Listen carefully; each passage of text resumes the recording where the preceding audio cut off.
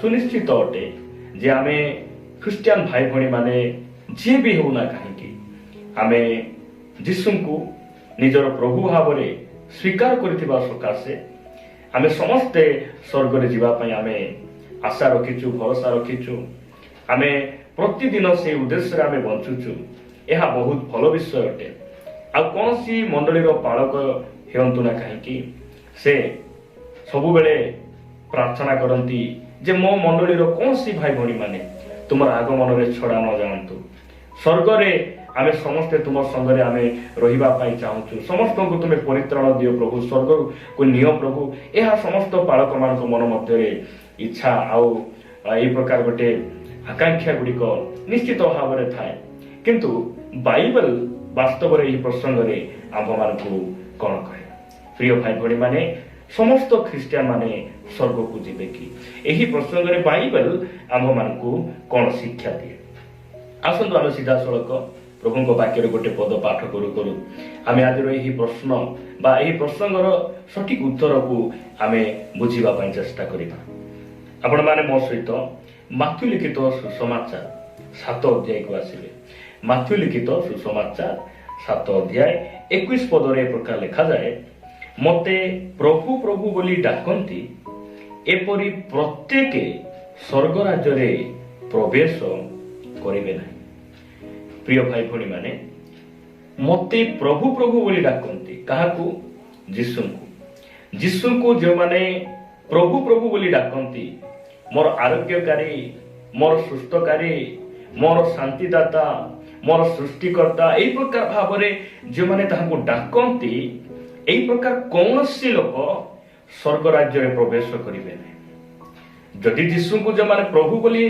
मुखरे स्वीकार करूचंती से माने जदि स्वर्ग को जिबे नै ताहेले किए जिबे एही प्रश्न आमान को मन मध्य रे आसी पारे मु आपण मान को निश्चित भाव में कहबी एही 21 पद रे परमेश्वर आज एही प्रश्न बा एही प्रसंगर सठिक उत्तर से आमान को कहिसंती किंतु मु आपण मान को 22 और 23 पद पढ़िला परे पुनर्बार आपण मान को से 21 पद आपण मान को निमंते मु पढ़िबी लेखा जाय 22 पद रे सेही दिन अनेक मते कहिबे अनेक प्रिय भाई भणी माने जणे नुहे 2 जण नुहे 100 जण नुहे 200 जण नुहे अनेक मते सेही दिन कहिबे कौन बोल कहिबे हे प्रभु आम्भे माने कि तुम नाम रे भाववाणी कहिलु नाही पुनी तुम नाम रे कि भूत मान को छड़ाइलु नाही आ तुम नाम रे कि अनेक शक्तिर कार्य करू नाही 23 पद लिखा जाए सेते बेले मु समान को स्पष्ट रूपे कहिबी सेते बेले प्रभु यीशु ख्रीष्ट निजे से स्पष्ट रूपे कहिबे कौन बोल कहिबे मु तुम मान को केबे हे जानी नाही हे अधर्माचारी माने मो पाखरु दूर हो प्रिय भाई भणी माने केते दुखर विषय यह केते कष्टर विषय वेदनार विषय अटे लेखा जाउछि सेहि दिन मते अनेक कहिबे प्रभु तुम नाम रे आमे भूत मान को छड़ाइलु मृत मान को उठेलु तुमे काहे कि हमकु स्वर्ग राज्य स्वीकार करो नाही स्वर्ग रे हमकु काहे कि स्थान देलो नाही से समय प्रभु कहिबे मु तुमको केबे हे जानी नाही हे अधर्माचारी माने तुमे मो पाखरु दूर हो प्रिय भाई भणी माने भूत छड़ाई छड़ाई आज अनेक स्वर्ग को जीवा पाई से माने इच्छा करंती से माने अनेक शक्तिर कार्य करथिबा लोक माने से माने स्वर्ग राज्य को जीवा पाई इच्छा करंती मु कहिबार अर्थ एहा नुहे जे माने आश्चर्य कर्म करंती से माने समस्त केही मध्ये स्वर्ग को जिबे नाही सेही प्रकार कथा बाइबल हमकु कहे मात्र केउ माने स्वर्ग को जिबे 21 पद लिखा जाउछि मते प्रभु प्रभु बोली डाकंती एपरि प्रत्येक स्वर्ग राज्य रे प्रवेश करिवे नाही मात्र जे मोहर स्वर्गस्थ पितांक इच्छा साधन करे से प्रवेश करिवो प्रभु को नाम रो गौरव हो प्रिय भाई भणी माने सेहि दिन अनेक प्रभु को कहिबे आ से अनेक लोक मान भितरे आमे से स्थान रे न रहिबा आवश्यक रहिछि लेखा जाउछि जे भूत छड़ाई मृत मान को उठाई अनेक शक्तिर कार्य करी मध्य जदि जने व्यक्ति स्वर्ग को जाई पारु नाही ताठारु आ दुर्भाग्य ताठारु दुखर विषय आ कोन हेई पारे प्रिय भाई भणी माने प्रभु हमको अनुग्रह करंतु आपण प्रार्थना कले भूत जाउ नांती କିଛି ଦୁଃଖ କରିବାର ଆବଶ୍ୟକ ନାହିଁ। ଆପଣ ପ୍ରାର୍ଥନା କଲେ ରୋଗ ସୁସ୍ଥ ହେଉନାହିଁ, ଆଶ୍ଚର୍ଯ୍ୟ କର୍ମ ହେଉନାହିଁ, ଅଦ୍ଭୁତ ଲକ୍ଷଣ ଚିହ୍ନ ଚମତ୍କାର କିଛି ହେଉନାହିଁ, କୌଣସି ଦୁଃଖ ନାହିଁ, କୌଣସି ଭାଙ୍ଗି ପଡ଼ିବାର ନାହିଁ। ଆପଣ ଆଶ୍ଚର୍ଯ୍ୟ କର୍ମ କରିପାରୁନାହାନ୍ତି, ଆପଣ ମୃତମାନଙ୍କୁ ଉଠାଇ ପାରୁନାହାନ୍ତି, କିନ୍ତୁ ମୁଁ ଆପଣଙ୍କୁ ଉତ୍ସାହିତ କରିବା ପାଇଁ ଚାହେଁ। ଆପଣ ଈଶ୍ୱରଙ୍କ ଇଚ୍ଛାକୁ ସାଧନ କରନ୍ତୁ, ଆପଣ ଈଶ୍ୱରଙ୍କ ଇଚ୍ଛାରେ ଚାଲନ୍ତୁ, ତାହାଙ୍କର ଅଭିମତ ଅନୁସାରେ ଆପଣ କର୍ମ କରନ୍ତୁ, ତାହାଙ୍କର ମନକୁ ସନ୍ତୋଷ କଲା ଭଳି ଆପଣ କଥାବାର୍ତ୍ତା କରନ୍ତୁ, ଆଚରଣ କରନ୍ତୁ, ତାହାଙ୍କର ବାକ୍ୟ ଅନୁସାରେ ଆପଣ ବଞ୍ଚନ୍ତୁ। ଆପଣଙ୍କୁ ସ୍ୱର୍ଗ ମିଳିଯିବ। ଆପଣଙ୍କୁ ସ୍ୱର୍ଗ ରାଜ୍ୟର ଅଧିକାରୀ ହେବା ପାଇଁ ପରମେଶ୍ୱର କଣ କରିବେ? ଆହ୍ୱାନ କରିବେ। ଖ୍ରୀଷ୍ଟରେ ପ୍ରିୟ ଭାଇ ଭଉଣୀମାନେ, ସେଥିପାଇଁ ସ୍ୱର୍ଗ ରାଜ୍ୟରେ ସମସ୍ତ ଖ୍ରୀଷ୍ଟିଆନ ଯିବେ ନାହିଁ, ସବୁ ଖ୍ରୀଷ୍ଟିଆନ ମାନେ ସ୍ୱର୍ଗକୁ ଯିବେ ନାହିଁ।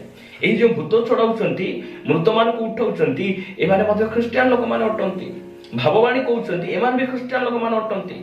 ମାତ୍ର ନିଜ ଇଚ୍ଛାରେ, ନିଜର ସ୍ୱାର୍ଥ ପାଇଁ, ନିଜର ପେଟ ପାଇଁ, ନିଜର ନାମ ପାଇଁ, ନିଜର ପ୍ରଶଂସା ପାଇଁ ଏମାନେ ସବୁ କରିଛନ୍ତି। ଆଉ ଏମାନେ ସ୍ୱର୍ଗକୁ ଯିବେ ନାହିଁ। ଯେଉଁମାନେ ଈଶ୍ୱରଙ୍କର ଇଚ୍ଛାରେ ଭାବବାଣୀ କହିଛନ୍ତି, ଯେଉଁମାନେ ଈଶ୍ୱରଙ୍କ ଇଚ୍ଛାରେ ପ୍ରଚାର କରିଛନ୍ତି, ଯେଉଁମାନେ ଈଶ୍ୱରଙ୍କ ଇଚ୍ଛାରେ ରୋଗୀମାନଙ୍କୁ ସୁସ୍ଥ କରିଛନ୍ତି, ସେମାନେ ସ୍ୱର୍ଗରେ ପ୍ରବେଶ କରିବେ। ସେ କହିଲେ, ଯେ ମୋର ସ୍ୱର୍ଗସ୍ଥ ପିତାଙ୍କ ଇଚ୍ଛାକୁ ସାଧନ କରେ, ସେ ସ୍ୱର୍ଗ ରାଜ୍ୟରେ ପ୍ରବେଶ କରିବ। ଖ୍ରୀଷ୍ଟରେ ପ୍ରିୟ ଭାଇ ଭଉଣୀମାନେ, ଯେତେବେଳେ କୌଣସି ଖେଳ ହୁଏ, ଫୁଟବଲ ଖେଳ ହଉ, ଭଲିବଲ ଖେଳ ହଉ, କ୍ରିକେଟ ହଉ, କିମ୍ବା ଲଙ୍ଗ ଜମ୍ପ, ହାଇ ଜମ୍ପ, କୌଣସି ଖେଳ ହେଉନା କାହିଁକି, ଅନେକ ଖେଳାଳି ମାନେ ସେ ସ୍ଥାନରେ କଣ କରନ୍ତି? ପ୍ରତିଯୋଗିତା ଦିଅନ୍ତି। ଅନେକ ଟିମ୍ ଗୁଡ଼ିକ ସେ ସ୍ଥାନରେ ଖେଳନ୍ତି। ମାତ୍ର ପୁରସ୍କାର ସମସ୍ତଙ୍କ ପାଇଁ ନଥାଏ। ଯେ ବିଜୟୀ ହୁଏ, ସେହି ଲୋକମାନଙ୍କ ପାଇଁ ପୁରସ୍କାର ଥାଏ। ପ୍ରଭୁ ଆମକୁ ଏହି ବାକ୍ୟ ଗୁଡ଼ିକୁ ବୁଝିବା ପାଇଁ ସାହାଯ୍ୟ କରନ୍ତୁ। ପୁରସ୍କାର ସମସ୍ତଙ୍କ ପାଇଁ ନଥାଏ। ପୁରସ୍କାର ସେମାନଙ୍କ ପାଇଁ ଥାଏ ଯେଉଁମାନେ ସମସ୍ତଙ୍କୁ ପଛରେ ପକାଇ ଆଗରେ ଦୌଡ଼ନ୍ତି, ଯେଉଁମାନେ ନିଜ ଜୀବନକୁ ବାଜି ଲଗାଇ ସେହି ଖେଳର ମହତ୍ତ୍ୱକୁ ବୁଝି ଆଗକୁ ବଢନ୍ତି, ସେମାନଙ୍କ ପାଇଁ ପୁରସ୍କାର ଥାଏ। ଖ୍ରୀଷ୍ଟିଆନ, ସବୁ ଖ୍ରୀଷ୍ଟିଆନ ଭାଇ ଭଉଣୀ ମାନଙ୍କ ପାଇଁ ସ୍ୱର୍ଗ ନାହିଁ।